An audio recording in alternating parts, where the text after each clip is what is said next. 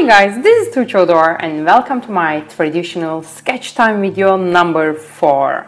I'm gonna use the same sketchbook I always use. It's from Stillman & Bird with a hardcover, which is a perfect plus when you carry it around. First I'm gonna use my Derwent graphic pencil to put my sketches down, and I'm gonna add some color with my Winsor & Newton watercolor on it.